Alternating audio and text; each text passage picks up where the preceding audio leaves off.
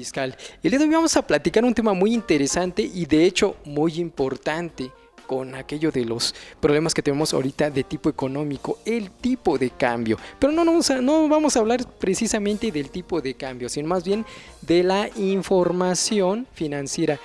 ¿Cómo es necesario que nosotros tengamos reglas para normar cómo procesamos nuestra información financiera y sobre todo cómo la presentamos? Y esto tiene mucho que ver, aunque no es directamente el punto, ahorita con la variación en el tipo de cambio y los problemas que nos pueden causar, aunque no lo crean, sí son importantes, que son casualidad las normas de información financiera, que si fueron en su momento un asunto accidental, los principios de contabilidad generalmente aceptados, pues no, créanme que no, y de hecho algo tuvo que ver en el caso de la devaluación de hace muchos años, por ahí del 94, antes del 94 se gestaron muchas cosas que tuvieron un impacto en precisamente esto del manejo de los principios de contabilidad, en su momento llamados aún principios de contabilidad generalmente aceptados. ¿Qué sucedió y cómo se manejó en ese momento? Pues ustedes saben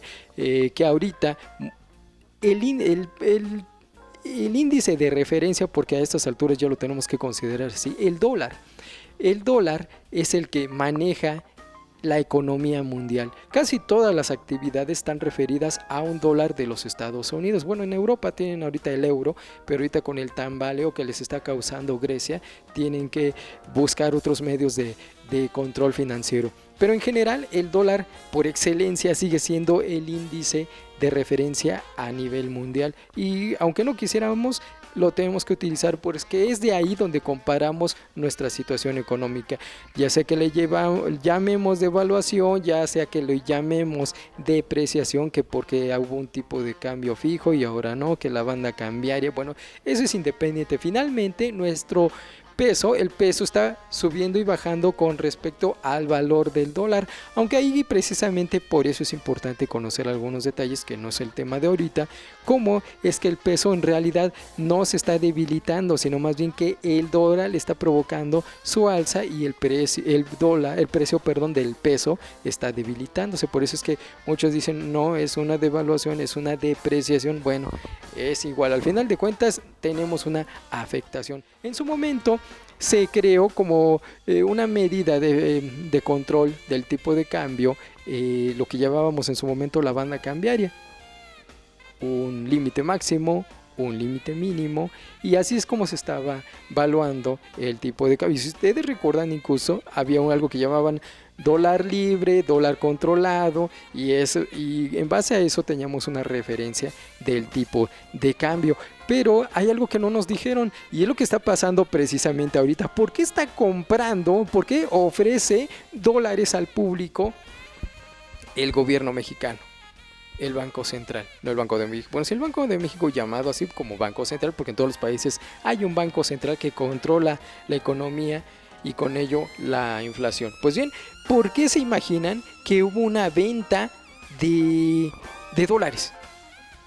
Pues precisamente porque las reservas tuvieron que sacrificarse para controlar internamente el valor del dólar y con ello el tipo de cambio se estuviera manteniendo estable. Es lo que se está sucediendo ahorita. Dicen que ahorita pues está un poco más controlado, que en su momento fue indiscriminado el liberar dólares para controlar el tipo de cambio. Hace algunos minutos estaba hablando acerca de la importancia de normar la información financiera. Pero ¿por qué es importante? ¿Por qué nosotros necesitamos tener reglas específicas para que pudiéramos entregar la información de nuestras empresas de forma correcta? El primero de ellos es que el usuario tenga certeza de que lo que está recibiendo respecto de los números de alguna empresa, ya sea para invertir, para, no sé, autorizar algún posible préstamo, para compra incluso, es importante que las cifras tengan un orden y una coherencia, que todo sea correcto, y precisamente para eso están esas normas y anteriormente llamados los boletines de los principios de contabilidad.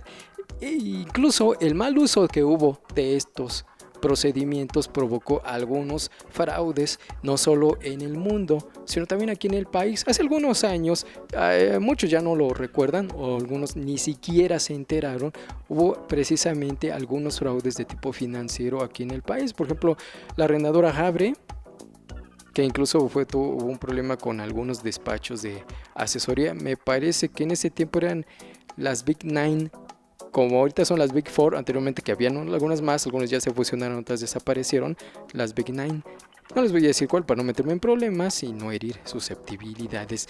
Posteriormente también hubo otro fraude también muy grande en algunas de las empresas, por ejemplo en Chrysler, con respecto al manejo de la información de las ventas, de los ingresos, porque hay ingresos que se consideraban como, bueno, eran financieros, ingresos por intereses que resultan del financiamiento, y lo estaban manejando como ingresos reales respecto de las ventas.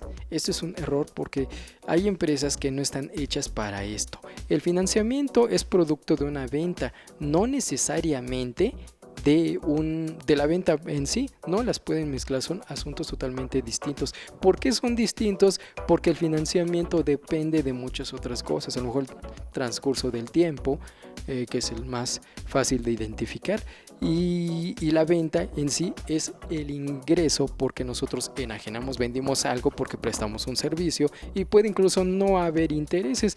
Pues bien, a través de estos manejos se hizo o se infló ingresos que realmente no existían.